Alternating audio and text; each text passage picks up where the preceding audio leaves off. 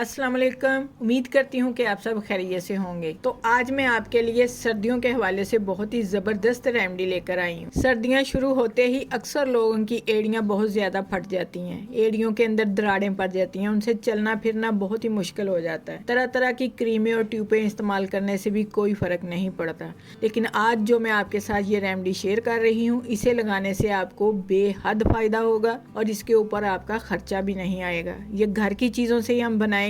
पाँव आपके साफ सुथरे हो जाएंगे, नरमो मुलायम हो जाएंगे और एड़ियाँ दोबारा नहीं फटेंगी। ये खुश्की जो है पाँव की, ये बिल्कुल खत्म हो जाएगी। तो चलिए रेमेडी बनाना शुरू करते हैं। इसे बनाने के लिए हमें चाहिए मोमबत्ती। मोमबत्ती की वैक्स जो होती है ये बहुत ही अच्छी होती है। हम यहाँ 2 मोमबत्ती का इस्तेमाल करेंगे क्योंकि हम 1 टेबलस्पून के हिसाब से बना रहे हैं। अगर आप ज्यादा बनाएंगे तो आपको ज्यादा मोमबत्ती की जरूरत है। मोमबत्ती को हम छोटे छोटे टुकड़ों में काट लेंगे और इसका धागा अलग कर लेंगे। मोमबत्ती को हमने छोटे छोटे टुकड़ों में काट लिया है। आपने भी बिल्कुल इसी तरह से ही मोमबत्ती के छोटे छोटे पीस करने हैं। अगर इससे ज्यादा बारीक कर लेंगे तो ज्यादा बेहतर है। मिकदार में ये 1 टेबलस्पून के करीब है। अब एक सॉस पैन लेकर वैक्स जो है इसमें डाल देंगे। वैसलीन बनाने के लिए हमें जो दूसरी चीज चाहिए वो है एलोवेरा। अगर आपके पास बाजार की एलोवेरा है तो आप उसका भी इस्तेमाल कर सकते हैं। मेरे पास फ्रेश है, मैं इसका इस्तेमाल कर रही हूँ। ये भी मुझे चाहिए सिर्फ 1 टेबलस्पून। मैंने फ्रेश एलोवेरा का 1 पीस लिया है। इसकी हम फ्रेश एलोवेरा जेल निकाल लेंगे।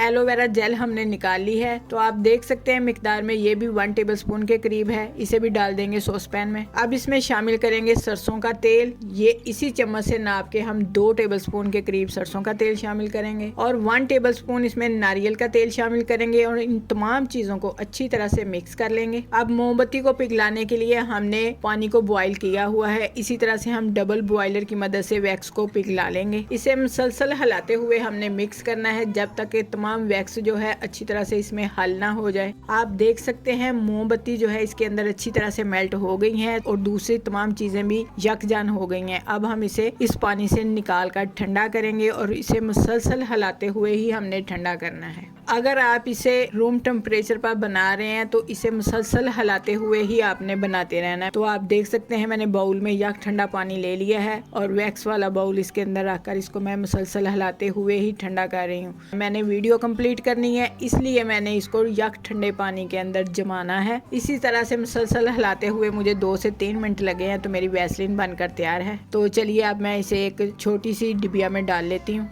नहीं तो किसी प्लास्टिक की बोतल में भी आप इसे निकाल कर पूरी सर्दियाँ इस्तेमाल कर सकते हैं। ये आपकी बिल्कुल भी ख़राब नहीं होगी। तो सारी वैसलीन को मैंने एक छोटी डिब्बी में डाल लिया है। अब मैं आपको इसका इस्तेमाल बताती हूँ। आपने इसे दिन में 2 दफ़ा इस्तेमाल करना है। अगर आप पूरा दिन सॉक्स पहनते हैं तो जब भी आप सॉक्स उतारें सोने से पहले आप पाँव धोकर आप इसको लगाएं और फिर सॉक्स पहन लें। सुबह को भी आप हल्के नीम गर्म पानी से अपने पाँव धोएं और इस वैसलीन को लगाएं। आप इंशाल्लाह 1 हफ्ते के अंदर अंदर ही इसका रिजल्ट देखेंगे कि आपकी फटी हुई एड़ियां बिल्कुल सही और नरमो मुलायम पाँव हो जाएंगे। आपको दोबारा बनाने की जरूरत ही नहीं पड़ेगी। एक बार आप बनाकर इसे इस्तेमाल जरूर करें और फिर इसका रिजल्ट देखें। ये चंद चीजों से बनने वाली वैसलीन है। इसे अपने हाथों और चेहरे पर इस्तेमाल नहीं करना, ये सिर्फ पाँव के लिए है। आप इसे एक बार जरूर इस्तेमाल करें। अगर आपको ये मेरी वीडियो अच्छी लगे तो इसे लाइक करें, शेयर करें। जो मेरे चैनल पर नए हैं वो सब्सक्राइब जरूर करें। अपना बहुत सा ख्याल रखें, हमें दुआओं में याद रखें। अल्लाह हाफिज।